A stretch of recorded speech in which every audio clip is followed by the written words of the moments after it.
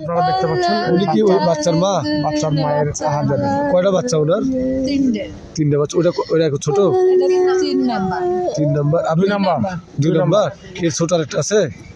ওটা 2 বছর বয়স হচ্ছে আর একটা কুলে 3। আচ্ছা আবার আপনি কথা বলার মতো 3 মাসের কোলে একটা আছে, আর যেটা পড়ে গেছে সেটা 2 বছর বয়স। এটা 2 বছর বয়স। আচ্ছা, ওর বড়টার আর বড়টা 9 বছর। 9 বছর। বড়টা 9 বছর, এটা 2 বছর, আর 3 মাসের বাচ্চা আরেকটা আছে। 3 মাসের বাচ্চা আরেকটা আছে। ঘটনাটা কখন করা একটু বলেন তো?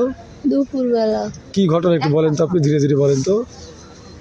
আমি যাচ্ছিলাম আমার বাচ্চাকে নিয়ে, হ্যাঁ। 2 বাচ্চা 2 কুলে। আমি বলছি চল আব্বু, ওখানে টলি পুঁতে গেছে, আমরা দেখে আসি।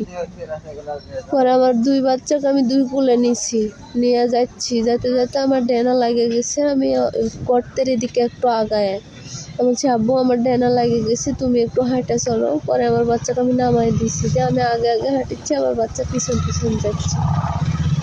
আমি গর্ত পার হয়ে চলে গেছি, আমিও গর্ত খেয়াল করিনি, লাড়া দিয়ে ঢেকে আছে তো আমি খেয়াল করিনি।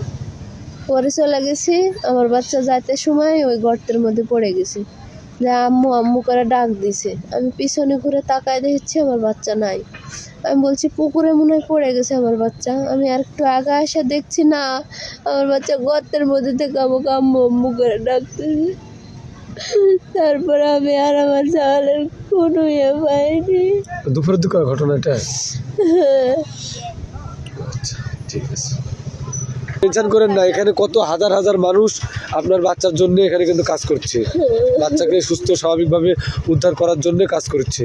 আল্লাহর কাছে দোয়া করেন, টেনশন করেন না, আল্লাহ ভরসা।